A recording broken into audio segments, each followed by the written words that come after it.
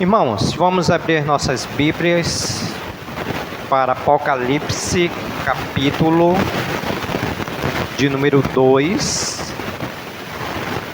Nós estamos meditando nas cartas de Jesus às 7 igrejas da Ásia Menor.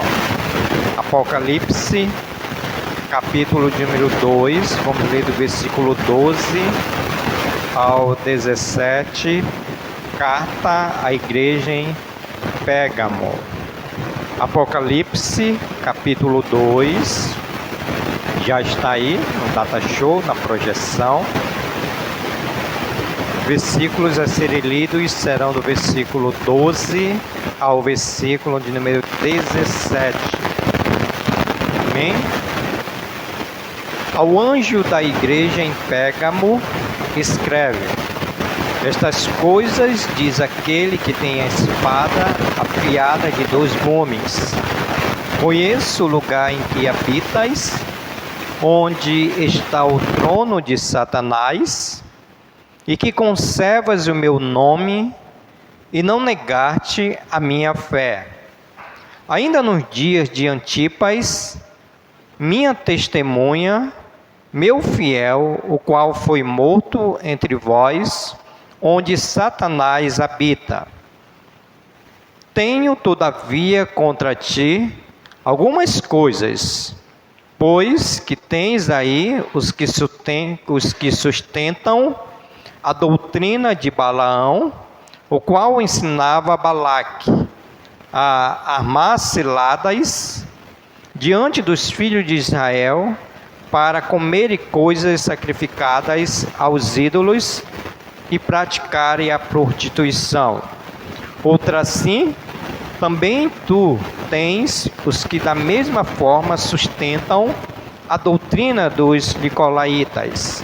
Portanto, arrepende-te, e se não venho a ti sem demora, e contra eles pelejarei contra a espada da minha boca. Quem tem ouvidos, ouça o que o Espírito diz às igrejas. Ao vencedor, dar-lhe-ei do maná escondido, bem como lhe darei uma pedrinha branca, e sobre essa pedrinha escrito um novo nome, a qual ninguém conhece, exceto aquele que o recebe. Até aqui a nossa leitura. Vamos orar, pedindo a iluminação do Santo Espírito de Deus. Querido Deus, nosso Pai, muito obrigado, Senhor, pela primeira parte que o Senhor nos deixou, nós abrimos as nossas bocas para adorar um Deus santo, digno de toda honra, glória e louvor e adoração, Pai. Queremos, Senhor, pedir por essa parte do Senhor para conosco, onde nós queremos meditar nessa carta, para trazer para nós, Senhor, alguns ensinamentos que vai nos colocar, Senhor, à prova a nossa fidelidade para com o Senhor. Obrigado pela vida de cada irmão, de cada visitante. Pedimos por aqueles que estão enfermos, que o Senhor esteja restaurando a sua saúde. E rogamos mais uma vez por aqueles, Senhor, que voluntariamente decidiram não vir à tua casa. Clamamos pelo teu Santo Espírito, porque só ele tem o poder, Senhor, de convencer do pecado, Senhor, que comete a pessoa que não vem à tua casa, da justiça que o Senhor vai fazer e do juízo que o Senhor irá trazer, Pai. Então, que o teu Espírito Santo seja aquele que esteja convencendo nesse momento, Senhor, para assim nós como igreja possamos estar juntos, unânimes, para adorar o Senhor na beleza da tua santidade. Pois pedimos por essa santa palavra, que o Senhor nos edifique para que saiamos daqui essa noite, edificados e transformados pela tua palavra. Essa é a nossa oração, que nós oramos no nome santo de Jesus. Amém, Senhor. Ok, meus irmãos, podeis assentar.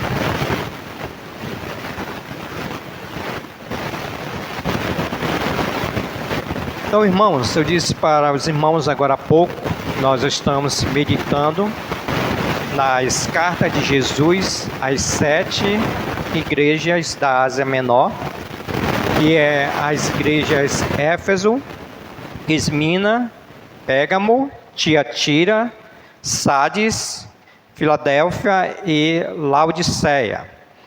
E alguns domingos passados nós já meditamos a carta em Éfeso, onde nós pregamos aqui que Jesus ele elogiou aquela igreja, mas aquela igreja ela perdeu o primeiro amor. E Jesus trouxe, mediante aquela carta, para nós essa reflexão, trazendo essa repreensão para que a igreja voltasse ao primeiro amor. Em outro momento na pregação nós fizemos a reflexão, a carta à igreja em Esmina, e somente 2 igrejas dessas 7 cartas é que receberam somente elogios de Jesus. E Esmina foi a carta que recebeu elogio de Jesus, porque essa igreja era uma igreja que foi fiel até a morte. E hoje nós vamos para a terceira carta, que é a carta à igreja em Pérgamo, onde nós temos como tema fidelidade no meio do trono de Satanás. Fidelidade no meio do trono de Satanás. Os propósitos dessa carta que Jesus escreve é para trazer repreensão para o povo de Deus, exortação, e para também incentivar o povo de Deus à fidelidade. Por isso, irmãos, eu escolhi trazer essa reflexão para que essas cadeiras que estão vazias aí, onde os irmãos, nós estamos sentindo a falta de alguns irmãos, para que nós possamos entender que nós precisamos ser fiel a Deus, para que nós possamos entender que nós precisamos ser repreendidos por Deus, porque Deus ele tem sido fiel para conosco e nós precisamos ser fiéis para com Deus. Eu acredito que se a igreja fosse mais fiel a Deus, todas essas cadeiras que estão vazias poderiam estar cheias de irmãos, cheio de visitantes. Então, essa noite, eu gostaria de meditar com os irmãos sobre esse tema, fidelidade no meio do trono de Satanás.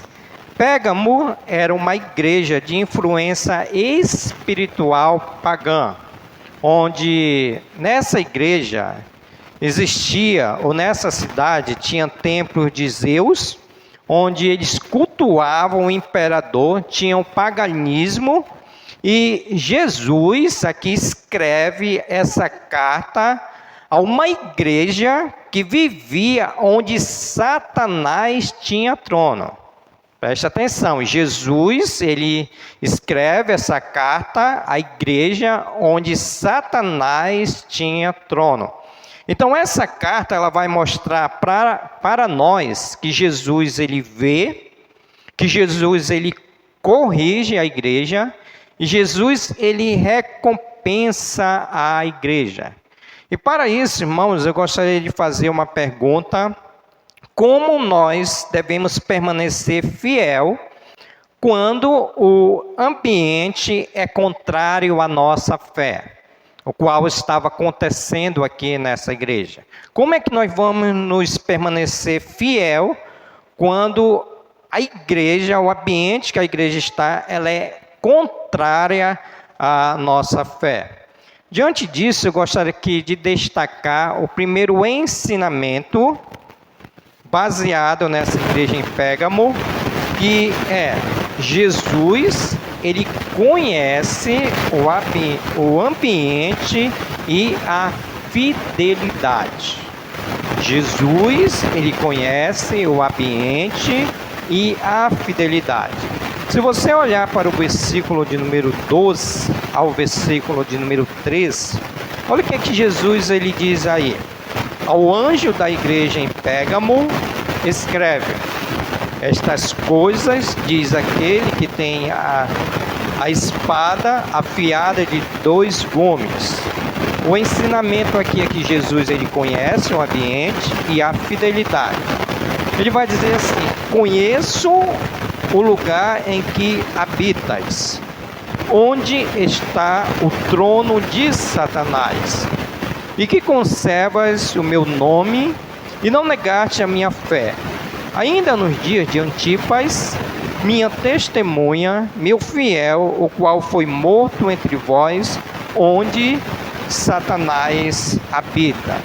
Então Jesus aqui, ele conhecia aquela igreja. Por isso que ele diz: eu conheço em lugar onde vocês habitam. Então Jesus, ele conhecia aquela igreja, onde Jesus, por conhecer aquela igreja, Jesus está dizendo que ali naquela igreja estava o trono de Satanás. Ou seja, era Satanás que estava reinando dentro da igreja, e Jesus, ele conhece a igreja ao qual ele está escrevendo essa carta. Então, o primeiro princípio bíblico que nós podemos tirar para nossas vidas é que Jesus, ele conhece a Igreja Batista Brilho Celeste. Jesus, ele conhece como é que está a condição dos irmãos da Igreja Batista Brilho Celeste, porque ele diz: conheço o lugar em que habitas. Mas mesmo Jesus conhecendo essa igreja onde estava operando o trono de Satanás, Jesus também conhece que alguns dessa igreja eram fiel a Deus. Quando ele vai dizer assim, no versículo 13: conheço o lugar em que habitas, onde está o trono de Satanás.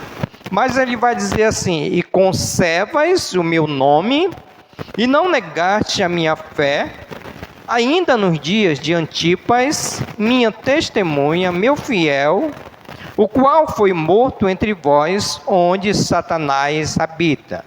Então, primeiro Jesus, ele conhecia essa igreja. Jesus, ele nos conhece, mas Jesus também, ele conhece que dentro daquela igreja existia pessoas fiéis.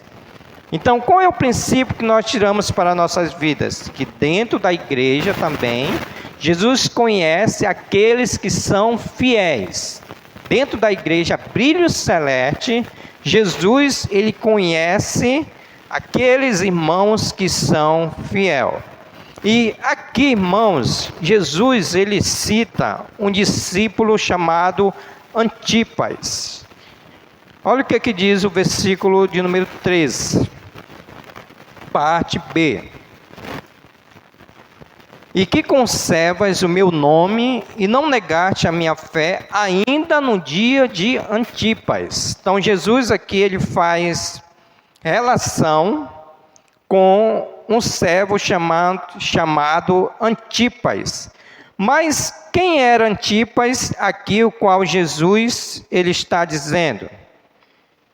Antipas era um servo que era membro dessa igreja. Antipas era um servo que, apesar das circunstâncias onde Jesus coloca trono de Satanás, esse servo chamado Antipas, ele continuou sendo fiel a Deus. Apesar das dificuldades, apesar das aflições, das adversidades, esse servo chamado Antipas, ele não negou a fé. Jesus está dizendo assim: e que conservas o meu nome e não negaste a minha fé, ainda nos dias de Antipas. Ou seja, Jesus, ele conhece o ambiente da igreja, mas Jesus, ele também conhece aqueles que são fiéis a Deus, o qual ele cita aqui nesse contexto Antipas. Irmãos, trazendo lá dessa igreja em Pérgamo para a Igreja Batista Brilho Celeste, Jesus, ele conhece os fiéis dessa igreja. Jesus, ele sabe que apesar das circunstâncias, que aqui nesse caso é o trono de Satanás, apesar das circunstâncias, Jesus, ele conhece aqueles que são fiéis a eles. a Ele. Jesus, ele conhece aquele que lê a sua Bíblia todos os dias. Jesus, ele conhece aquele que tem o desejo de congregar, que tem a alegria de congregar. Jesus, ele conhece todos os fiéis da igreja. Então, será que aqui entre nós tem esse Antipas, o qual Jesus está citando aqui? Porque Jesus, ele conhece os fiéis. Fazendo, irmãos, a aplicação para nossas vidas. Será que nós somos os Antipas de hoje? Irmãos, por que hoje está tendo essa frieza espiritual? Por que nós estamos vivendo essa frieza espiritual? É por falta de fidelidade a Deus. Na última carta que nós vimos, que foi a carta à igreja de Esmina, Jesus, ele vai dizer no versículo de número 10, quando ele vai dizer assim: não temais as coisas que tem de sofrer. Eis que o diabo está para lançar em prisão algum dentre vós, para ser posto à prova, e tereis tribulação de 10 dias. Aí Jesus diz assim: ser fiel até a morte, e dar-te-ei a coroa da vida. Ou seja, qual é o princípio aqui?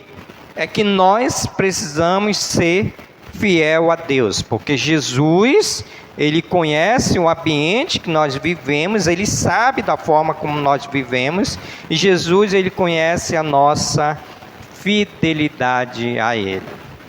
E o momento que nós estamos passando, irmãos, é pela falta de fidelidade a Jesus Cristo. Se nós formos crentes de mais orações, nós formos crentes mais consagrados a Deus, nós vamos vencer todos os tronos de Satanás que se encontram nas igrejas. Porque nós precisamos de muitos Antipas, como estava ali naquela igreja. Então Jesus aqui, ele não ignora as pressões que enfrentamos. Jesus, ele não está ignorando, como eu disse, ele conhece. Então a fidelidade, ela tem valor mesmo quando o ambiente ele é hostil. A fidelidade tem valor mesmo quando o ambiente é hostil. Ou seja, na luta que nós vivemos, que é uma luta moral, espiritual, cultural e familiar, a fidelidade ela sempre vai vencer, irmãos. Então, hoje, no mundo que nós estamos vivendo, o que está faltando para nós é a fidelidade a Deus. Irmãos, para ilustrar isso, uma lâmpada, essas lâmpadas aqui, ela só tem valor quando há trevas. Se tivesse tudo claro, não precisaria de lâmpadas. Para que é as lâmpadas? Para que quando está escuro, ela venha brilhar. Fazendo essa aplicação, assim somos nós, por fazer parte de um povo de Deus e praticarmos a fidelidade a Deus, nós vamos vencer o trono de Satanás. Então, o primeiro ensinamento, irmão, Jesus, ele conhece nosso ambiente. Jesus, ele conhece a nossa fidelidade. Se nós formos mais fiel, todas as cadeiras estavam cheias de irmãos e visitantes. O apóstolo Paulo, irmãos, ele vai dizer para Timóteo que Deus não nos deu espírito de covardia. Covardia não no sentido da palavra pejorativa, mas covardia no sentido de acanhado. E quando nós estivermos passando por dificuldade, por aflições, por ataque de Satanás, nós não devemos ser covardes, nós devemos ir para cima. Nós devemos lutar com as armas espirituais.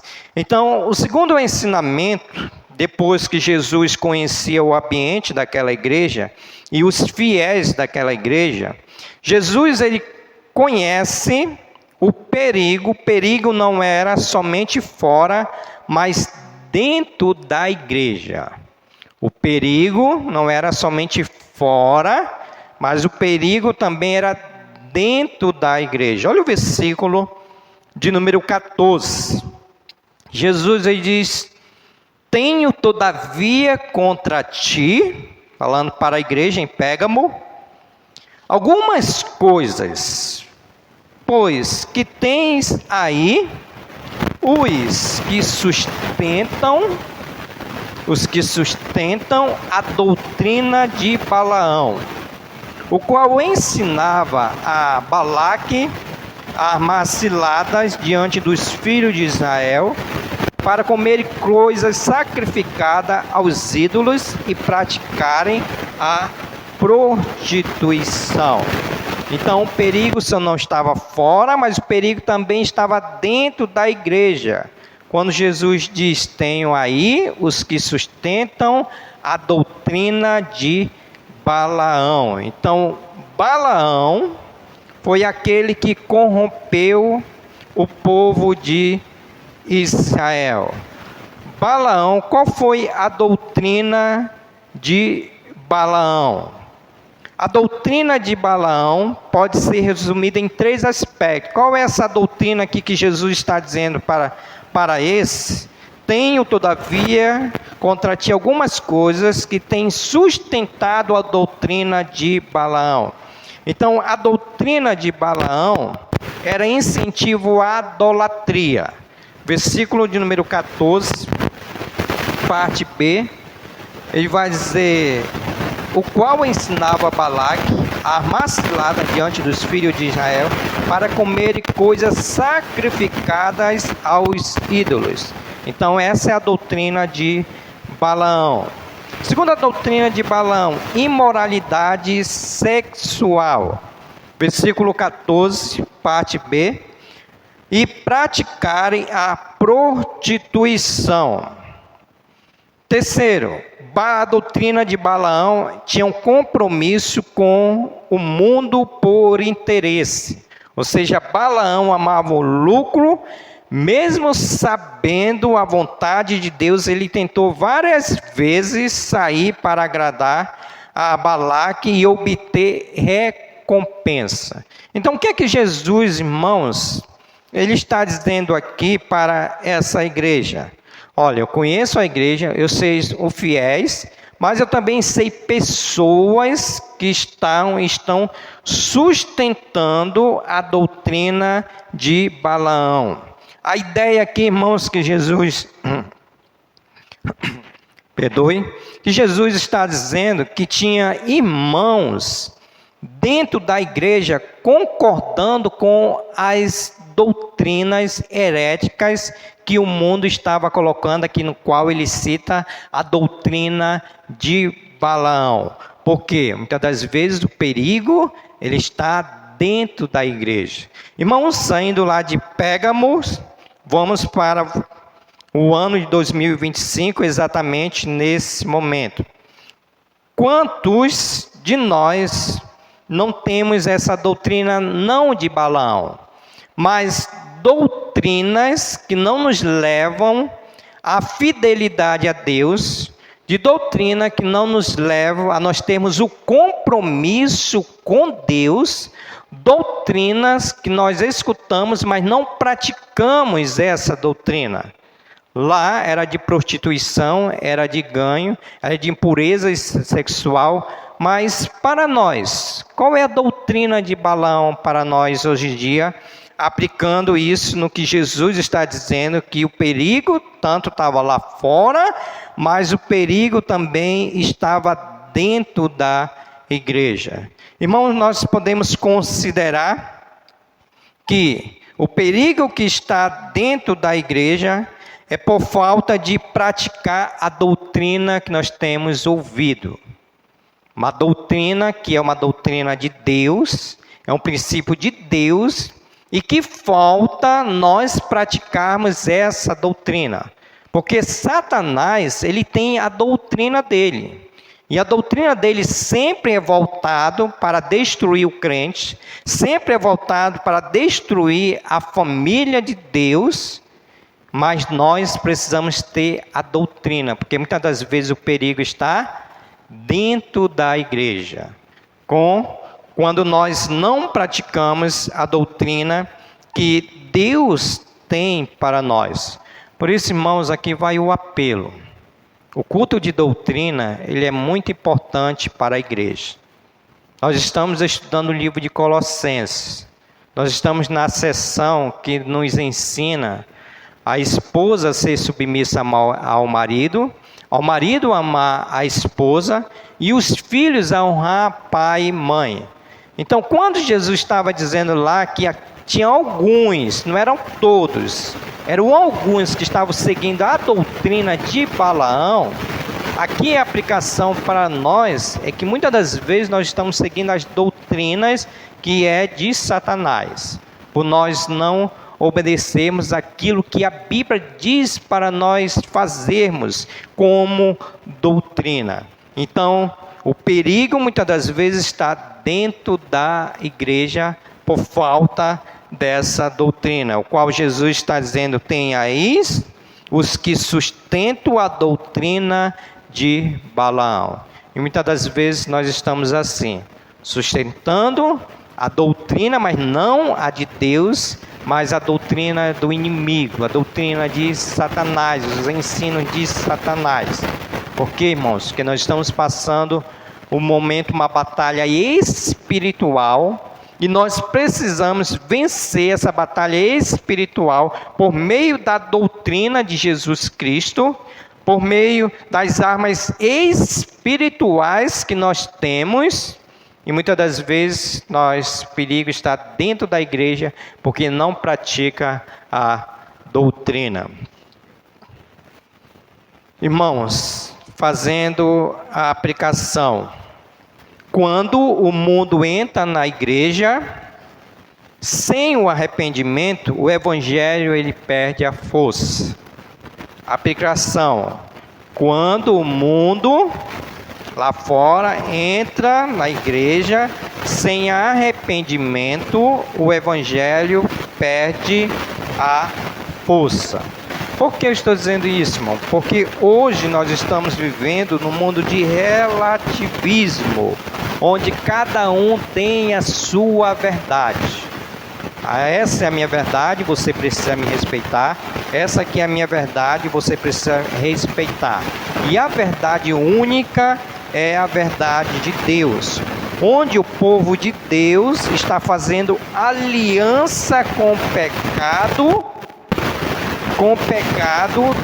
onde gera doutrina sem compromisso e fé sem renúncia. Hoje nós estamos vivendo aliança com o pecado, doutrina sem compromisso e fé sem renúncia. Não é isso que nós estamos vivendo, irmãos, hoje em dia? Por que as cadeiras estão vazias, irmão? O que está acontecendo com a igreja? Por que os irmãos não querem vir para a igreja, irmãos? Porque muitas das vezes estão seguindo essa doutrina, não de Balaão, mas a doutrina que o inimigo tem colocado. E isso, irmãos, traz para a igreja essa aliança com o pecado. E o pecado é aquele elemento que nos afasta de Deus. O pecado vai nos fazer nós vivermos essa doutrina sem compromisso, onde o povo não tem mais compromisso com Deus, não tem mais compromisso com a igreja, tem mais compromisso com a igreja e vive uma fé sem renúncia, sem renúncia. Então não tem como nós vencermos como uma igreja se a nossa fé não for pautada por meio da renúncia, de oração, de consagração, de viver uma vida em santidade diante de Deus. Então Jesus está dizendo para essa igreja que o perigo só não estava lá fora, mas também o perigo estava dentro da igreja por não obedecerem à doutrina santa de Jesus Cristo. Mas o terceiro ensinamento Jesus chamou essa igreja ao arrependimento e à recompensa. Olha o versículo de número 16. Jesus agora, depois que ele falou para essa igreja que o perigo estava dentro da igreja, onde alguns irmãos estavam seguindo a doutrina de Balaão. Agora Jesus ele chama essa igreja ao arrependimento, como ele chamou a igreja em Éfeso.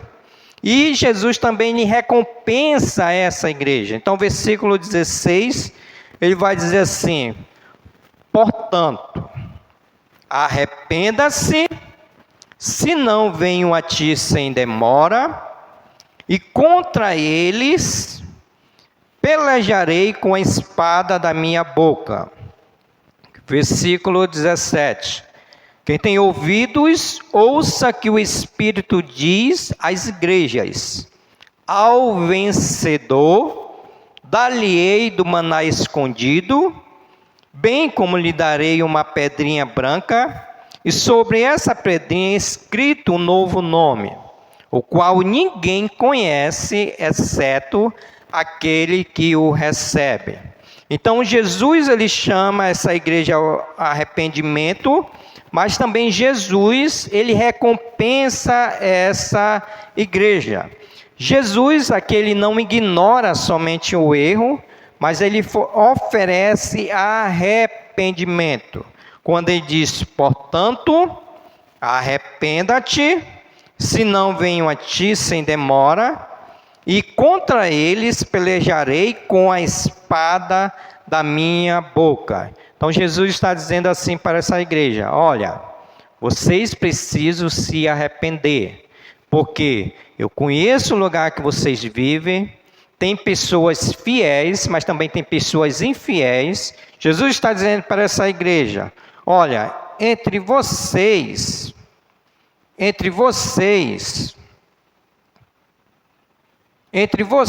o perigo está dentro da igreja, mas Jesus está dizendo assim: vocês precisam se arrepender. Qual é a ideia aqui que Jesus está dizendo para essa igreja? Que essa igreja precisaria se arrepender daquilo que estava vivendo. Lembra que aqui está o trono de Satanás? Satanás aqui, ele está regendo contra a igreja, mas alguns daqueles irmãos eram fiéis, contra outros eram fiéis, mas Jesus está dizendo: vocês precisam se arrepender. Ou seja, o que é que Jesus está dizendo para nós, Igreja Batista Brilho Celeste? Que nós precisamos nos arrepender dos nossos pecados, porque há entre nós aqueles que são infiéis a Deus. Então Jesus está dizendo: vocês se arrependam do pecado de vocês, porque Jesus está dizendo aqui, ele vai lutar contra Satanás, o qual estava o trono de Satanás naquela igreja, quando ele vai dizer: portanto, arrepende-te, e se não venho a ti sem demora, e contra ele, Jesus está dizendo e contra eles eu pelejarei com a espada da minha boca. Ou seja, a ideia aqui que Jesus está dizendo para essa igreja que ela precisaria se arrepender, e Jesus iria lutar pelaquela igreja. Jesus está dizendo: eu mesmo vou pelejar com a espada da minha boca. O que Jesus está dizendo para nós hoje, Igreja Batista Brilho Celeste, é que nós precisamos nos arrepender. Irmãos, para Jesus lutar por nós, tem que ter arrependimento da nossa parte.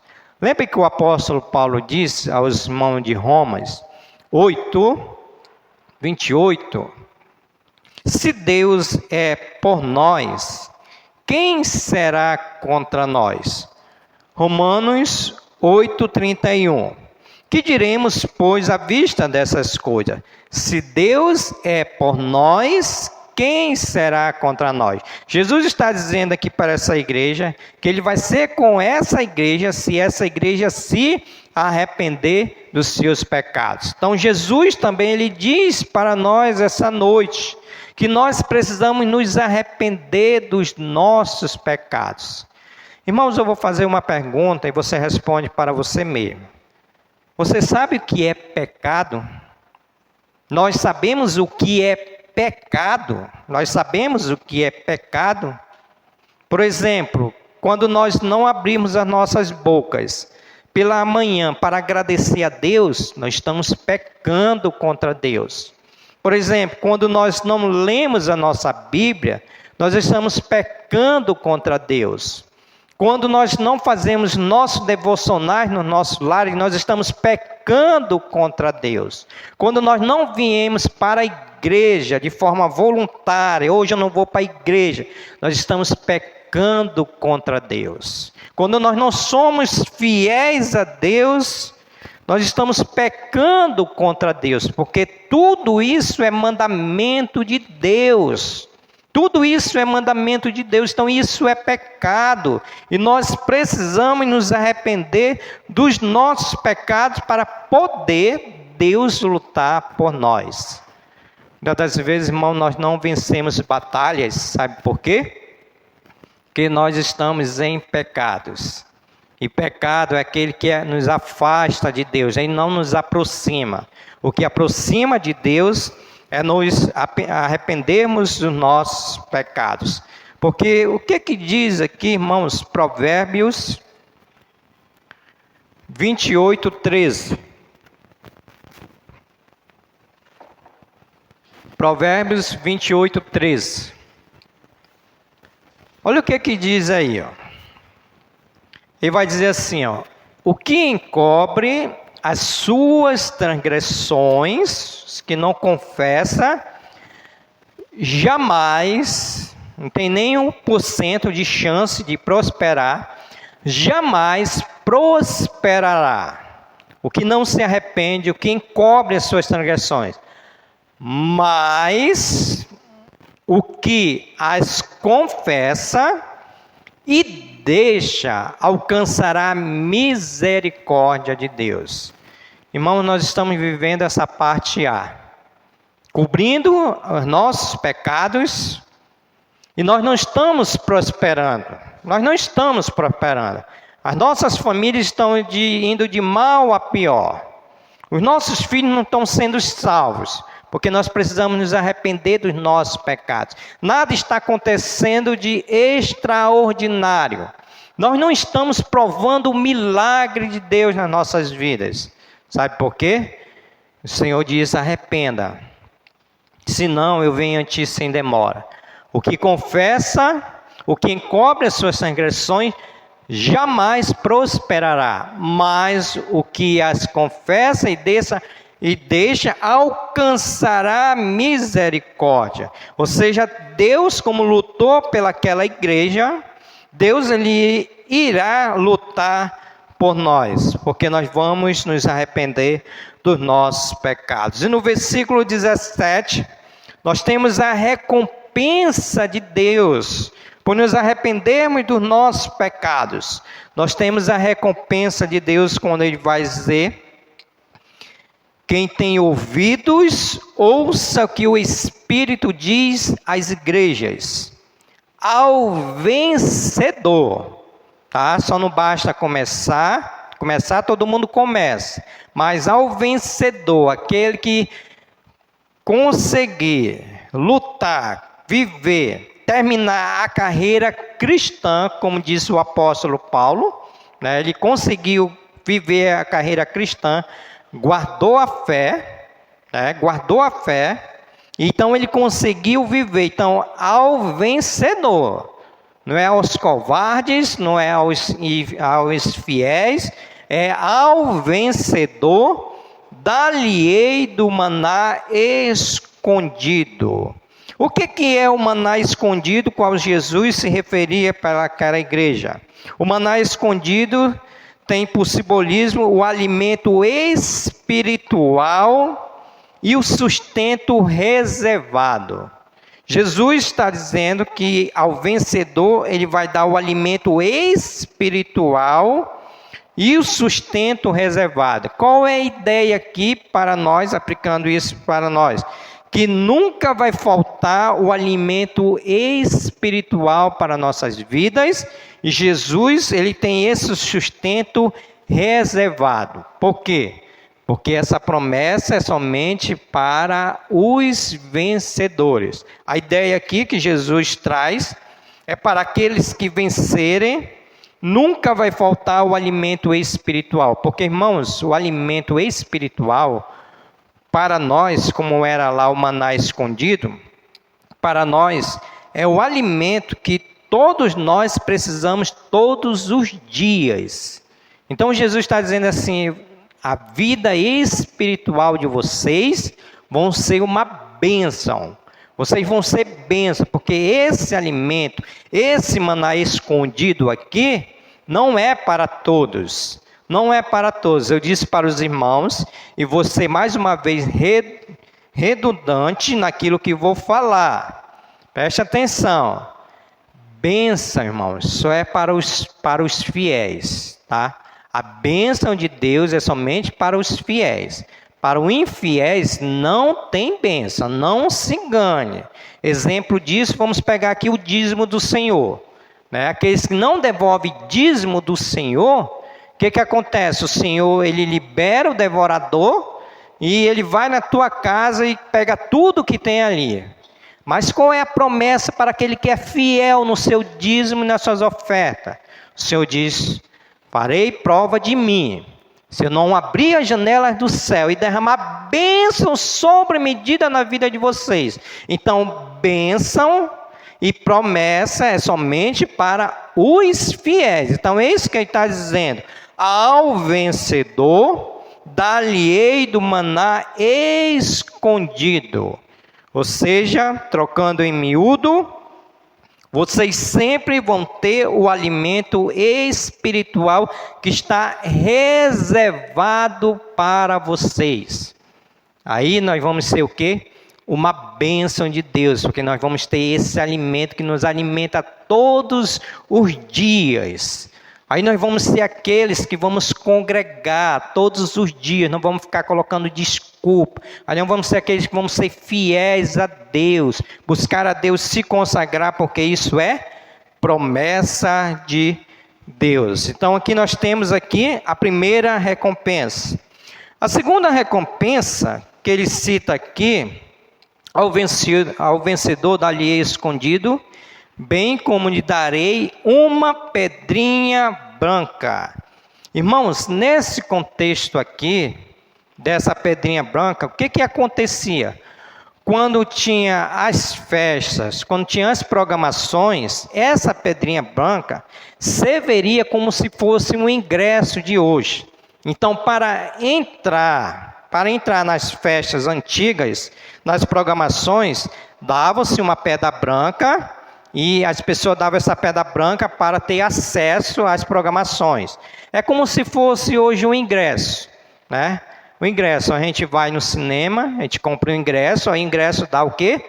O acesso, né, para entrar dentro da sala para assistir o filme. Trazendo isso para nós e aplicando nas nossas vidas, pedra branca é a absolvição e aprovação ao acesso aos céus. Ou seja, o que é que Jesus está dizendo? Eu vou te dar essa pedra branca e você está absolvido e você está liberado para entrar aos santos céus. Porque essa pedrinha branca é para os vencedores, para os vencedores. Então esse é o significado de pedra branca, e para nós já fomos absolvidos, nós não vamos mais para o inferno, nós fomos aprovados por Deus, que vai nos dar essa pedra branca, que chama-se Jesus Cristo, e agora nós temos acesso a Deus Pai. Isso para os vencedores. Terceira recompensa que Jesus deu para aquela igreja, chama-se, ele vai dizer, e sobre essa pedrinha branca, escrito um novo nome, a qual ninguém conhece, exceto aquele que o recebe. Então, qual é o significado desse novo nome? Agora nós vamos ter uma identidade eterna e pessoal com Cristo. Com Cristo, nós vamos ter um novo nome, ou seja, Cristo não vai nos chamar, Pastor Júlio, vem, né? Não vai ser mais esse nome. Esse nome é uma nova identidade eterna que só quem conhece só quem vai conhecer aquele que vai receber. Ou seja, a ideia aqui é a ideia dos eleitos de Deus. Todos aqueles que foram eleitos de Deus vai ter essa nova identidade pessoal com Cristo, o qual Ele vai nos dar um novo nome.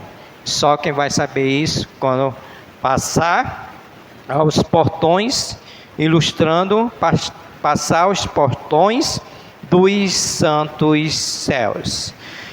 Então, irmãos, aplicando para as nossas vidas. Em terceiro lugar, nós temos aqui o chamado ao arrependimento e a recompensa. Deus não quer apenas nos corrigir, quer que nós viemos ser restaurados. Então, para nós hoje, Deus ele não quer apenas nos corrigir. Eu não estou trazendo essa mensagem para trazer correção, mas também para trazer restauração para as nossas vidas. Por quê?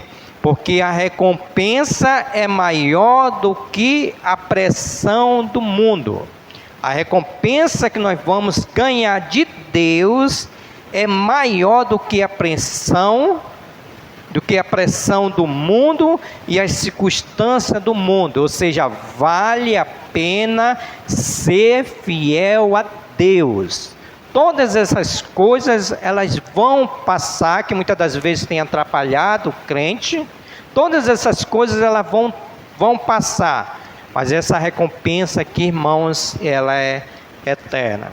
Então, concluindo esse sermão, nós vimos aqui 3 verdades. Primeiro, Jesus, ele via como é que estava aquela igreja, sabia como estava a condição daquela igreja, e Jesus também via a fidelidade em ambientes difíceis.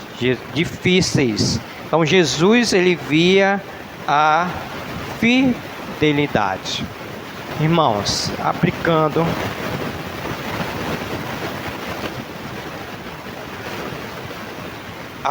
irmãos, para nossas vidas. Satanás ele vai sempre nos atacar. Isso não vai acabar. Até o final das nossas vidas, Satanás ele vai nos atacar. Até o final das nossas vidas, nós vamos ter circunstâncias adversas. Até o final das nossas vidas, nós vamos ter aflições. Mas o que Jesus pede para nós, irmãos, é que sejamos fiéis.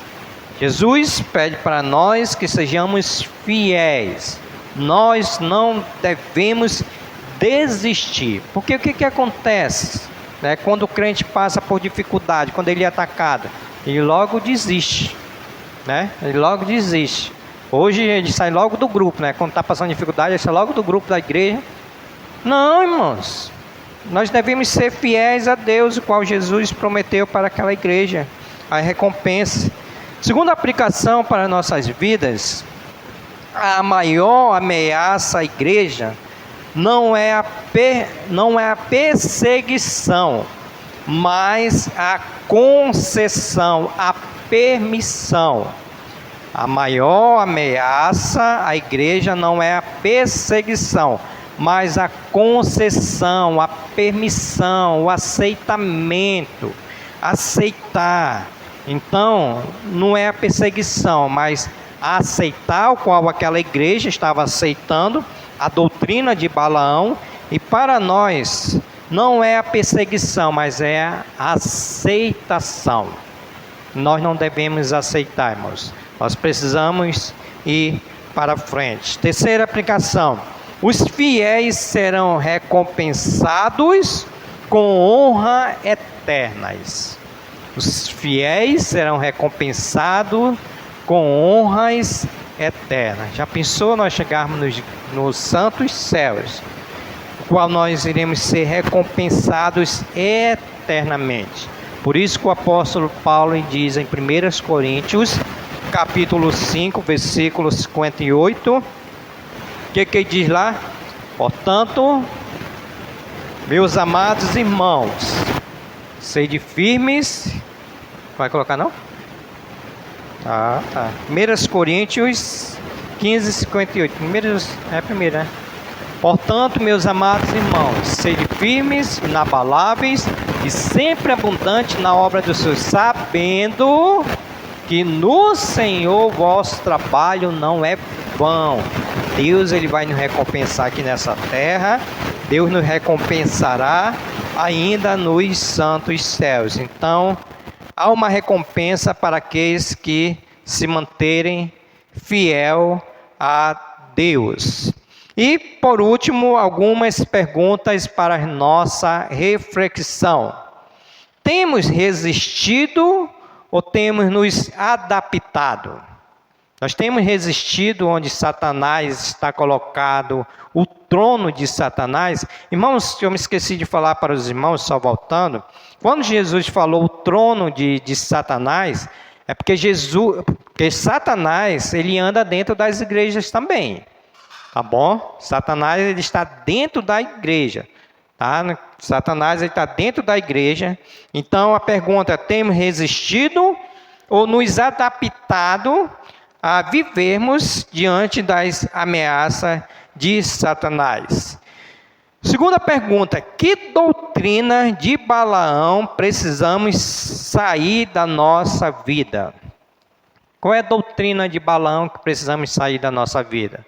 O contexto lá era basicamente diferente, né? Apesar que hoje tem muitos crentes, né, que são imorais, né, que vivem na prática da prostituição. Lá também era doutrina, mas que doutrina precisa sair da nossa vida? Será que tem alguma doutrina que nós seguimos que simboliza a doutrina de Balaão para nós? Não sei.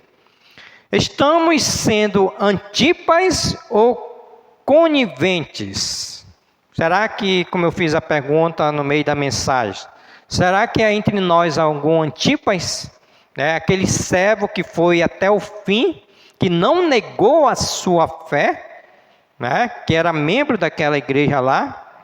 Então, irmãos, a nossa oração, ela tem que ser assim: Senhor, nós nos arrependemos dos nossos pecados. A nossa oração, ela tem que ser assim: Senhor, nos ajude a viver uma vida de santidade ao Senhor. A nossa oração tem que ser: Senhor, nos ajude a perseverar. Senhor, que o Senhor nos ajude a sermos fiéis até ao fim. Que o Senhor, na sua graça, na sua misericórdia, irmãos, possa conceder a cada um de nós. Eu estou fazendo assim, irmãos, para ajudar os irmãos. Eu estou colocando agora o meu sermão no grupo da igreja. Então, se algo que eu falei você não entendeu, vai lá, estude esse sermão, tá? Para que você possa entender. De manhã eu coloquei, o sermão, o devocional, que nós não devemos impedir as crianças de vir a Jesus. Então, leia lá o devocional e daqui a pouco eu vou colocar mais uma vez essa mensagem, esse sermão, para que o irmão possa se identificar e para que possamos ser repreendidos pela palavra de Deus e voltarmos à fidelidade ao nosso Deus. Amém? Que Deus nos abençoe. Vamos orar pedindo a graça e a misericórdia do nosso Deus. Querido Deus, nosso Pai que está nos céus. Ó Senhor, nós queremos agradecer ao Senhor pela Tua bendita palavra, Senhor. E queremos, Senhor, pedir perdão se nós, como igreja do Senhor, nós estamos vivendo, Senhor, em um ambiente que o Senhor conhece, Mas nós queremos perguntar ao Senhor se nós estamos sendo fiéis ao Senhor, Pai. Como ali tinha ali naquela igreja Antipas, que perseverou até o fim, foi morto, Senhor, pela sua fé. E nós queremos, Senhor, pedir a Tua graça e a Tua misericórdia, Senhor. Pai, nós queremos perguntar do Senhor, se há aqui na Tua igreja, Senhor, algum perigo que está fluindo, Senhor, de dentro dessa igreja, onde ali naquela igreja estava a doutrina de Balaão, a doutrina dos nicolaítas, Senhor. E se aqui, Senhor, dentro dessa igreja, há alguma doutrina, Senhor, que não corresponde com a Tua verdade, que não estamos vivendo, Senhor, a verdadeira doutrina bíblica, Senhor, que é de sermos fiéis ao Senhor nesse contexto, Pai. Então nós pedimos a Tua graça, pedimos a Tua misericórdia. Senhor, nós queremos também pedir que o Senhor nos ajude a nos arrepender, Senhor, dos nossos pecados, Senhor. Porque se assim não fizermos, com certeza nós vamos ser disciplinados pelo Senhor. Porque a Tua palavra diz que o Senhor disciplina o filho a qual o Senhor ama. E pelo Senhor nos amar, Senhor, se nós não arrependermos dos nossos pecados, nós vamos ser disciplinados pelo Senhor. Se nós não nos arrependermos dos nossos pecados, nós não iremos prosperar na nossa vida espiritual, Senhor. Mas, Senhor, nós queremos pedir a Tua graça e a Tua misericórdia, Senhor, para que possamos chegar ao fim com fidelidade, Senhor, e possamos receber essas promessas, qual o Senhor disse para nós essa noite, que ao vencedor, Senhor, o Senhor daria recompensa, o Senhor vai dar recompensa. Então nos ajude, Senhor, naquele grande dia, receber essa recompensa do Senhor, Pai, esse maná escondido, Senhor, essa pedra branca, e esse novo nome, Senhor, qual o Senhor vai dar para nós, Senhor. Então nos ajude pela Tua graça, pela Tua misericórdia. Ó Senhor, eu te apresento aqui cada família representada essa noite. Pai, eu te peço a Tua bênção celestial sobre essas famílias, onde eu peço, Senhor, que o Senhor nos dê uma boa noite, que o Senhor nos dê um bom retorno para os nossos lares, que o Senhor nos dê uma semana, Senhor, de graça, de misericórdia, uma semana de santidade, de consagração, uma semana de fidelidade ao Senhor, Pai. Eu clamo, Senhor, por aqueles que estão sendo infiéis com o Senhor, Pai. Deus, haja com a Tua misericórdia. Deus, haja com a Tua graça, Senhor. Deus, coloque o amor ao Senhor, Pai, onde nós precisamos amar o Senhor de toda a alma, de todo entendimento e de toda força, Senhor, para que possamos ter um compromisso contigo e com a Tua igreja, Senhor. Pai, levante aqueles que estão fracos na fé, não têm força para vir à Tua igreja, Senhor. Pai, levante aqueles, Senhor, que estão na prática do pecado, onde o Espírito Santo não consegue mais falar, para vir congregar, para buscar o Senhor, para consagrar-se ao Senhor, Pai. Pai, visite aqueles que estão enfermos, Senhor. Restaure a sua saúde, para que possam vir à Tua casa adorar o Senhor, agradecer ao Senhor, a ser abençoado pelo Senhor, Pai. Então, Senhor, nós pedimos graça e pedimos misericórdia, pois essa é a nossa oração. E nós oramos no nome santo de Jesus. Amém, Senhor.